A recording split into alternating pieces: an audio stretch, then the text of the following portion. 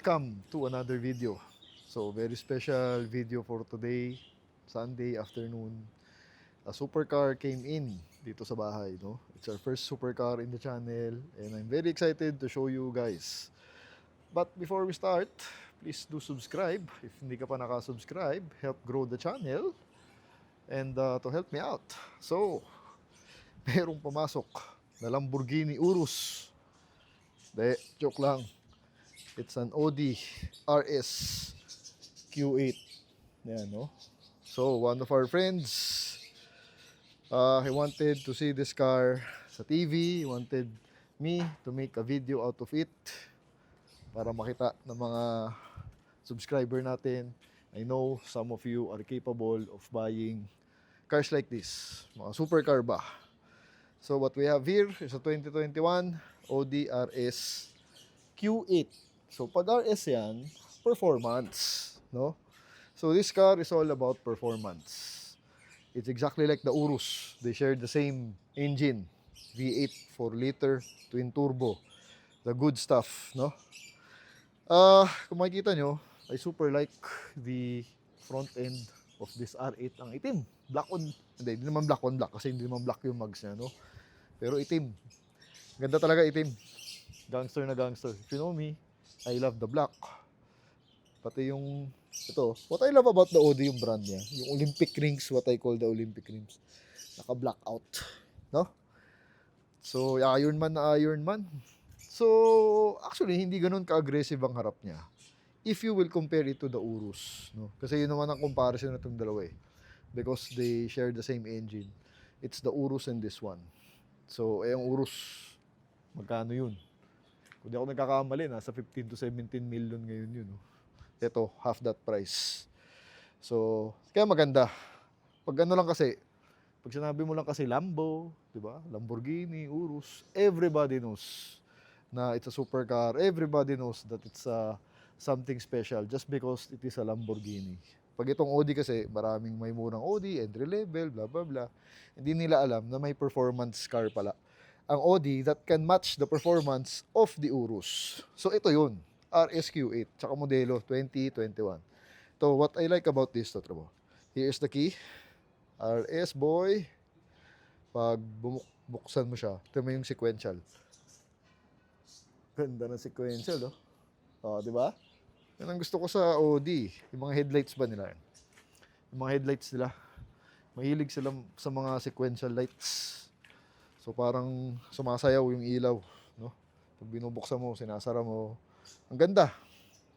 So, the RSQ8 yan. Ikutan natin sandali para makita nyo, no? Very sleek. Again, hindi ganon kamin ang harap comparing with the Urus. Medyo simple lang yung harap. But, you have this big vents. Yung grill niya, all black out. I'm loving the black out. Everything black out. Massive grill siya actually. Naka-black out lang kaya hindi halata. Tapos you have this massive air ducts dito. Kasi nga this is the performance line na ginawa. This is actually the strongest SUV performance car na ginawa ng Audi. No? So, in fact, merong record to sa Nürburgring when I was reading. Sa class niya SUV na sport, siya ngayon na may pinakamabilis na time, lap time, dun sa Nürburgring sa Germany. 20 km ata yun. If I'm not mistaken, 7 minutes ang oras niya. So, sobrang bilis nitong coaching ko. Sobrang performance car. So, dito sa likod, ito, medyo Lamborghini Urus na ang itsura niya dito sa likod. No? Of course, you have this passive, yung light bar at tail light bar, isang buong diretso. Napakaganda. Again, naka-black out. Ulit, ang Olympic rings natin. I'm loving the blackout emblems. Wala masyadong badge na nakalakay, kundi the RSQ8 and of course red, ibig sabihin sport edition. At ito pa yung gusto ko sa kanya sa likod. I like the back more than the front, no? So parang kung sa traffic ito kasunod ko, alam kong this car is something special. Then this huge oval exhaust, ganda, no? Ang laki. Tapos kung titingnan nyo, dalawa yung quad. Dalawa yung twin pipes niya, exhaust, dalawa yan. 1, 2. Same with the other side. So naka-quad naman siya. Ang ganda lang na itsura ng oval na malaki. And shippers. Tapos meron siyang maliit na diffuser sa likod. Yan. Pero kung yung RS, kasi meron ding tong Q8 na regular. Ngayon ko lang din nalaman. Siyempre, yung dinala dito sa bahay to. Nag-search na ako ng konti. Basa-basa konti. So, meron din namang regular RS. May regular na Q8. Pero, V6 lang yun. 3 liter lang yun. Mga 300 horsepower lang yun. Yun yung regular. So, kung gusto mong tumaas pa, if you are the car guy or the owner who demands power, who's number conscious, gusto mo malakas, matulin, supercar, dito ka sa RS. Ito yun. Local release to. So, galing to sa OD Philippines mismo. No? Ay, yung tsura nyo, simple lang actually sa labas, no? So, yun nga yun people don't know. Lalo na kung hindi car guy, hindi car girl, may ganun ba? Car girl. Basta kung hindi ka mahilig sa kotse, you wouldn't know that this car is special, diba? Doon lang sa mga nakakaalam. Again, pag Lamborghini yan, kahit lola mo, lolo mo, alam na iba yun. Yun lang ang difference yun. But they share practically everything the same together. Ganda, silang dalawa. Nandito sa bahay, no? Tignan mo to. Ito mga gusto ko dito sa mga Euro. Kaya mag-Euro na kayo. Kasi pag Euro, pinapaganda yung bahay. No? Tignan mo. Ito, modern, 2021. So, modern na. Oh, pinapaganda niya yung bahay, oh. Diba yung bahay, 90s? Pero pag may nakaparadang ganyan, oh, nag-a-uplift yung itsura ng bahay. Diba? Kasi meron ka supercar, meron ka Euro. The fact na OD lang yan Euro, automatically, alam ng titingin na, oh, this guy is something special. Yun yung ino-offer ng mga Euro because it's not for everyone, diba? So, ang pinaka-main feature ng coaching to, or pinaka-signature style ng OD na ginawa nila dito, yung nilabas nila yung RSQ8, is the mugs. Or the massive, very massive mugs. Hindi ko alam kung nakaka-capture kasi ng video natin, ng camera natin, but this guy, syempre, wrap around with Michelin Pilot Sport 4 performance tire, 23, R23. So, sukat niyan, tama, oh. R23, 35, ang nipis, 295. Diba? Ang laki. Talagang laki ng gulong niya. Again kasi, something to do with both style and performance. So, kung malaki yung goma mo, ayun, no? Kung malaki ang gulong mo, nagmumukhang maganda ang kotse. Kaya nga si Rocky, di ba, pinalitan niya ng 21 inch yata yung Land Rover.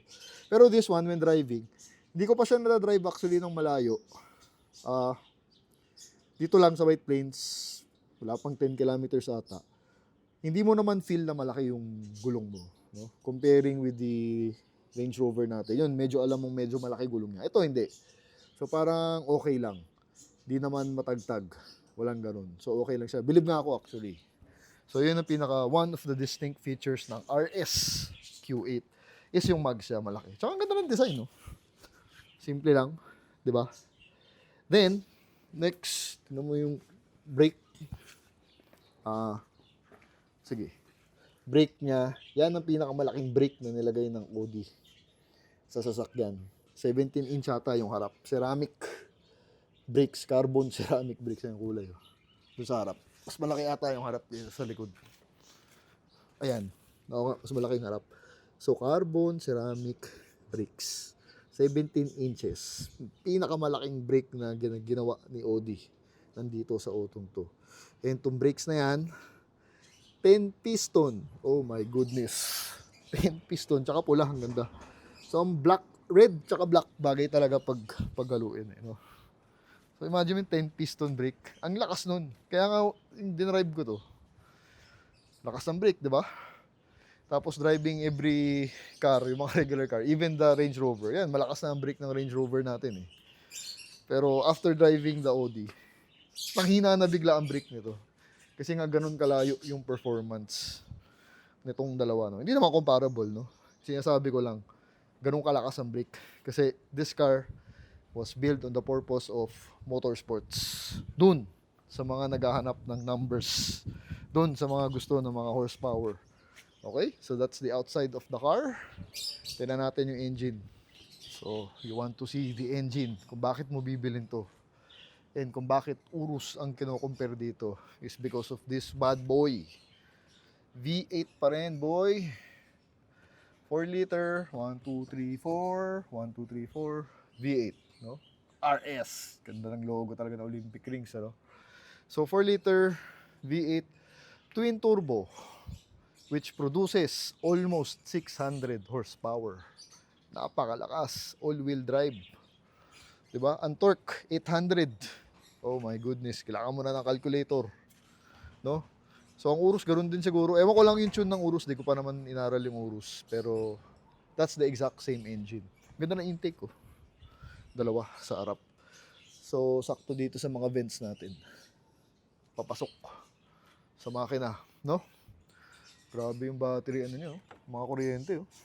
Alam ko may electric assist ng konti to yata. I'm not so sure. Pero alam ko parang may nabasa akong gano'n. Dito rin yung ECU. Ayun, medyo masikip din, no? Kung tatrabawin mo yung makina, tanggalin mo to, medyo masikip din. Pero, yan ang binibili dyan. Yan din ang exact engine ng nilalagay sa Urus, sa Porsche Cayenne Turbo, even sa Bentley, because sa Volkswagen Group, no? So, people don't know. So, mga nakakaalam lang, yung mga medyo may hilig sa sasakyan. So, if you cannot afford a Lamborghini, of course, iilan lang sa atin ang may kayang bumili ng Lamborghini. Ito, medyo reasonable pa or close to reality pa. No? It's below 10 million, second hand, na bentahan. Brand new price nito ata, nasa 12 to 15, parang ganun. Nag-range siya, almost 15 yata, ang alam ko. Kung bibili ka ng brand new sa kasa. No? So, yan yung engine. Why will you buy this car? Is of course of this boy. Loob na tayo. So, silipin natin yung interior niya, of course. Ito yung susi. Sequential. Sana? Yun, no? Ganda eh, no? Yun, no? Sa likod muna. Pampamilya. 5-seater. Suede, oh. No? Siyempre, expensive materials, leather. It's ano yun to eh, combining both luxury and sports. No? Perfect combination. So, sporty na, luxurious pa. That's the idea behind it. Laki ng tab dito. Hindi ko lang nakita yung likod actually. So, ito yung kulay niya sa loob. Ganda, no? Brown, cinnamon, I don't know. Parang pareho ng Range Rover sa loob. Ganda talaga pag ganito yung kulay ng interior sa kotse, no? Makes it really very, very premium. Ventilated, of course. And you have the RS badge sa likod. Laking sasakyan na ito. Ang luwag. Oh, laki, oh. Laki sa loob. 3 tao kaya naman. Hindi naman masikip sa 3 tao. Then ito. So, may nagpa-pop up na holder. Pero maliit lang. Siguro parang Coke in can lang ang kasya. Tsaka maliit na bottle water. No? Then, may controls din dito. Everything is, ayan ang loob. Boom! Napaka-slick. Puro computer actually. Dalawang screen yan. Nakakalito. No, kahit ako hindi ko pa na-navigate. As in, dumating pa lang to sa bahay last week or a couple of days ago lang. So, hindi ko pa siya nagagamit. Hindi ko pa siya nadadrive. Hindi ko pa napaglalaroan yung screen na yan sa harap. No?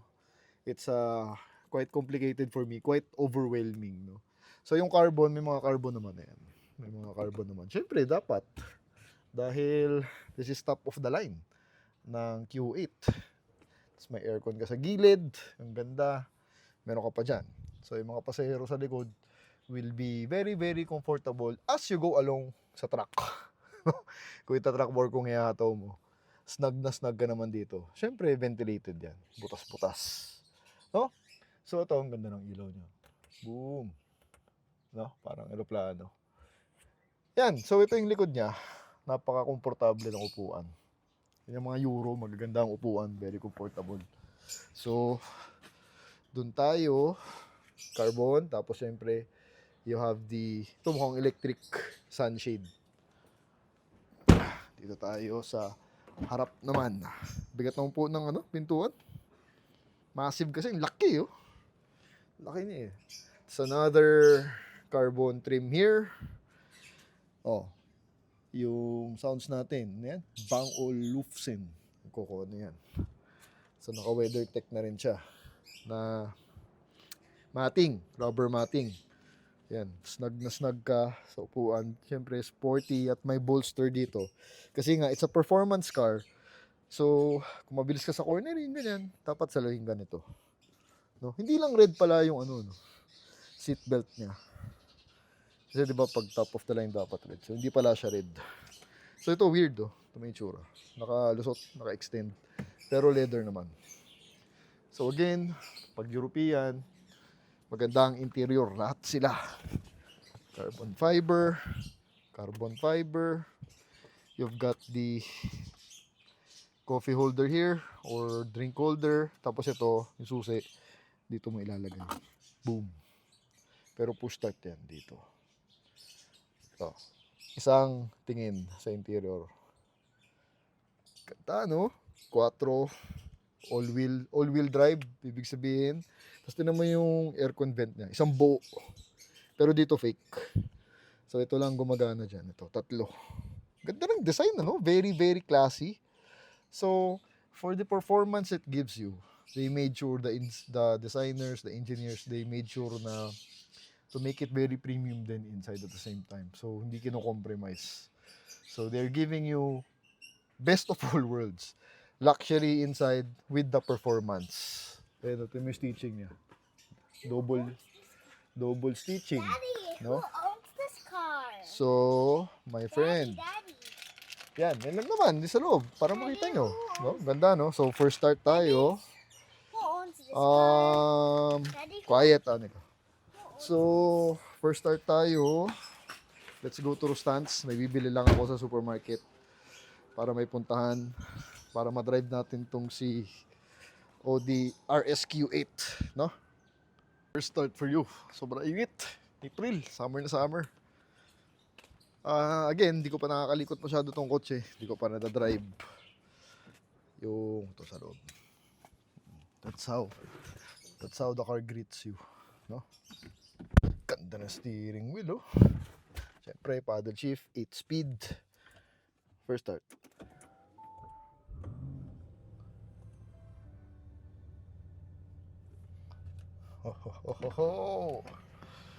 Ano naman yung gauge na yan? No? Oh, diba? Cold start. Normal mode pa yan. Ito yung susi dyan. Holder. Let's try the RS mode. RS mode, engage. Boom. Lalabas yung G-meter. Diba? G-force. So, mas malakas ang throttle response siguro. The power, the torque, the boost. Full tank tayo. So, yun. Okay. Ayan, oh. Dalawa ang screen. So, ang ganda ng screen nakaloob. So, hindi siya naka-protrude na labas. So, uy. Wait. What happened? I don't know. May nangyari. So, ayan, yan lang naman. Aircon, dito mo i-control yan. AC, yan, dyan. Park. Tapos ito off, kasi ito yung namamatay yung makina. So, pinapatay natin yan. No?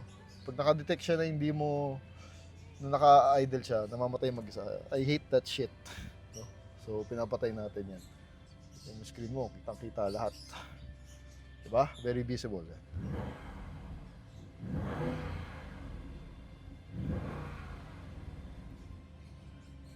Yun, no? Pa. Hindi naman ganun kaingay actually. So medyo tame naman siya. So, let's head out. Kailangan ko ulit picturean yung auto. So, binabaking natin yung kotse. Ayan, kita niyo. Ano pala siya? 4-wheel steering. I forgot to mention. Ang galat to, kitang-kita. Kakapraning, dami tumutunog. So, very cautious ang kotse. I hate yung mga tumutunog talaga. As much as possible ako, pinapatay ko lahat yun. Saan na ba yun? Yan, parking, off. Patayin natin. Ako na may tumutunog, lalo akong natatakot, no? So, 4-wheel steering. All wheels are turning. Galing, no? Tapos meron pala siyang ano, to drive. Drive 1. Initial. Woo! Lakas. So meron pala siyang ano rin, parang electric damping actuators na sinasalo niya pag nagko-cornering ka ng malakas to lessen the body roll. Galing, no? So, di ba, syempre, pangit sa sasakyan yung malakas yung body roll, yung boaty feel, yung malakas na boaty feel. lalo na pag lumiliko ka. So siya, merong parang mga actuators na sinasalo yun, lalo na pagka high speed. So, in turn, nababawasan yung body roll ng sasakyan. Galing! You know? Perfectionist. Itong mga European na to. So, ayan, daan-daan lang naman tayo. Natatakot din ako sa sasakyan actually. Kasi, we are driving a supercar. Ayan. Okay. Solid. Lakas talaga ng brake. Tsaka, ang lakas talaga ng arangkada. V8. Twin turbo. Walang lag. Oh my God! Woo!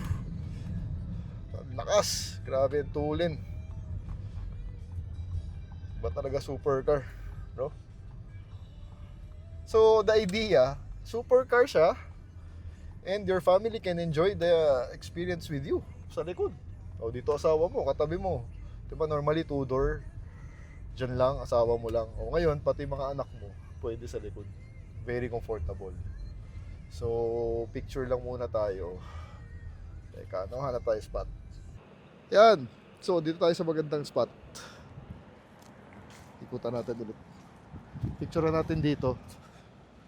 Para maganda ang pictures natin, no? So, isang ikot sa Audi RSQ8, a supercar na pwede pumilya mo. Well, that's the idea behind it, no? So, I'll take a couple of shots para sa picture natin, no? So, na-picture na natin. Got some cool shots of the car. Drive na natin ulit. Back on the road. Yan. Grabe talaga yung drive. And yung suspension pala nito is adaptive air. So, may mga drive mode naman siya. Kung ano klaseng sport ang gusto mo. So, mag-iiba yung setting ng suspension niya. It will adapt, the word nga adaptive di ba? It will adapt according to the setting. So, kung Sport Plus, RS, ito siguro RS, nag-stiffen yung suspension tapos bumababa. Kasi nga, mas lower ground clearance. Faster for the car. One pull. Oh! My goodness. Woo! Sana nakaka-capture ng camera yung rumble, yung V8 rumble natin. No? Siyempre V8 to eh. They don't make this anymore, the V8. Puro V6 hybrid system ngayon sa mga supercars. That's why this car is very special. Diba? Naka V8 pa tayo. So, ayan, dito. Punta muna tayo yung Corinthians saglit. Yan. So, bili na tayo. Yan, ingat ka dyan. Baka tumama ka. Tingnan natin yung kotse sa labas. Bagay siya dito. Sa Temple Drive. No? Kaya natin. Let's see, oh. You know. Woohoo! Lock. Lock the damn car. Ayan. Pwede lang tayo saglit sa Rustans. Dito. Got my goodies. Yeah. From Rustans. Ayan. Goodies. So balik na tayo, kailangan ko pala mag-withdraw. So withdraw tayo sa bangko. Then napula yun, no? Puta, mga supercar. So, G. Woo! Anong Lambo to? Ganda naman ang labo mo, sir. Diba? Dito sa Corinthians, eh. Oh, meron din naman tayo, supercar. Stick. Meron din naman tayo supercar. Hindi nga lang.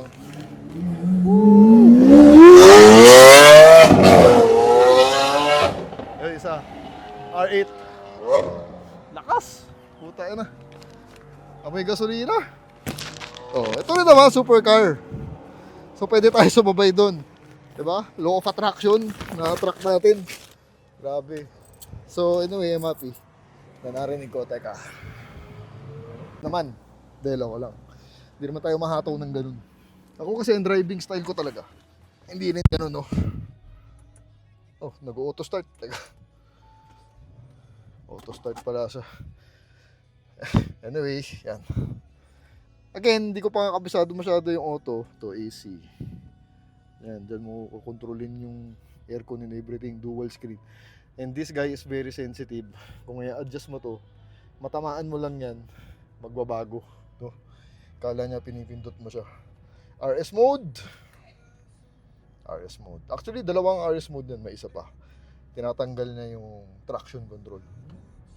Ayun. Tahimik lang. Hindi naman ganun kaingay tulad ng Lambo ka dito, no?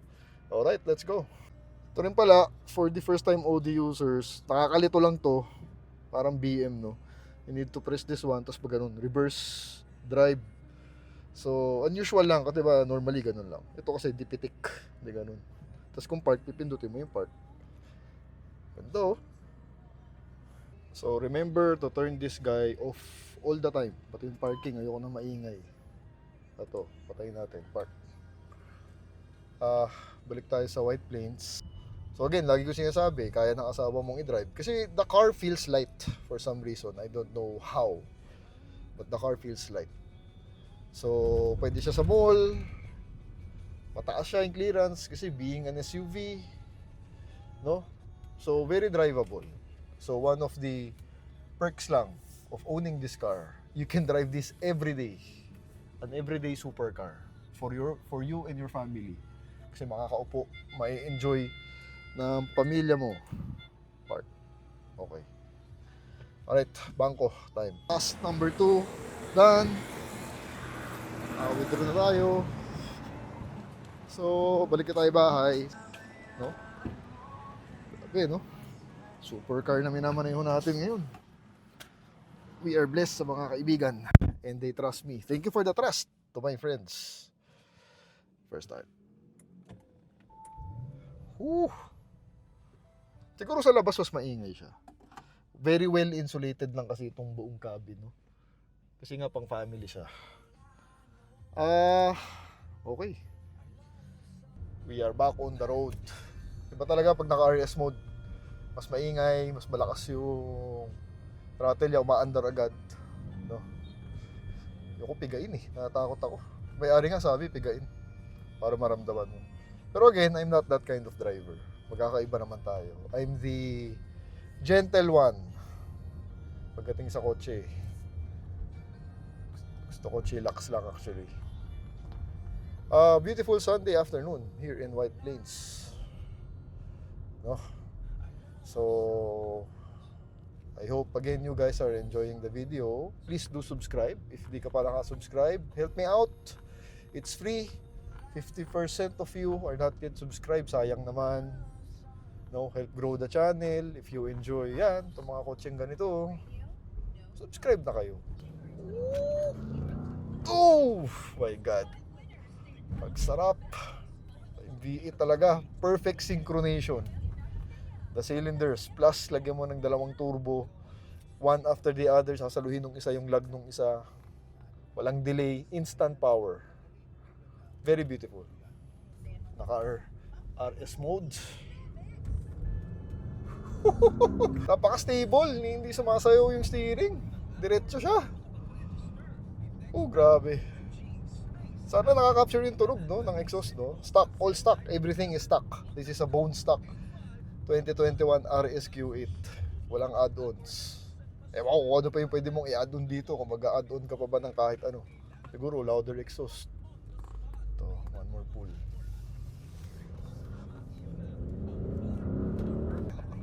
Woo! Grabe steering yan, yung handling. Tsaka yung brake. Ang lakas talaga ng brake. Ayan, nag-stiffen yung suspension. I can feel. Nag-a-adapt. Kasi naka-RS mode nga tayo. Oh my God. You have to drive this car, no, for you to enjoy it more. Beautiful that it is on the outside. The driving experience makes it perfect. Iba. So, if you are wondering how much binibenta ng friend natin to, he is asking 7.990. 7.990. Yan. Yan ang asking price niya to get this unit. 16,000 kilometers on the clock. 2021. Alisin na natin. Mag normal mode na tayo. Ayan. D1. Normal na. Ayoko na. Uy, Hummer electric, oh. Full electric. Hummer 3. Yan, full electric. Yan, lapad din, oh. Yan, so anyone out there who's curious about the car or want to check the car again, just message me in my messenger. Then you can visit me at my house. Silipin mo yung kotse ito sa bahay. Kung nandun pa yun sa bahay, ewan ko. I actually don't know kung gaano katagal mag-stay ito sa bahay. Sabi naman niya, dyan muna for the meantime. So di ko alam kung ano ibig sabihin nun. Kasi nga, the more videos that I make, the better. Para people can see it more. Para kumbaga, nasa virtual world, nakikita nyo na ano yung itsura before even going to the car to personally inspect it. So medyo nabubuo na yung loob nyo for the potential buyers, no? So that's the video. Balik na tayo sa bahay. Such a blessing na ito, we're driving one supercar. And I'm just helping our friend. So to the new owner, potential new owner, hello. Try the Audi RSQ8. Value for money. So, sa 7.9, kalahati yun ng Urus. Technically, it's the same. Iba lang ang badge. Iba lang talaga kasi yung prestige ng Urus eh. Pag sinabing Lamborghini, automatic eh, no? Yun lang talaga. But people don't know sa mga regular nga. It's the same thing. Ayan. Okay. So, here we are. Bahay. Kapit na tayo. Tapusin na natin yung vlog doon, no? And yung bahay, oh. Ganda na rover, oh. Naman sa likod. Ang laki ng screen kasi, eh. And it's very, very clear. Crystal clear for HD. Pwede ka manood ng sine dyan. Alright. So, teka, park. Ito, nakakalito to yan. Okay. Patayin na natin. AC off. Then, bang. Okay, that's it. That's our drive. First drive for you guys of the SUV supercar. No? Bagay ba? Ganda, no? Tsaka slick. Yung harap niya talagang slick na slick lang. Guwapo. Yung curve, aerodynamic, and everything. So, that's the vlog. Thank you for watching. Goodbye from the Audi RSQ8. Thank you. Two different levels, I can never relate.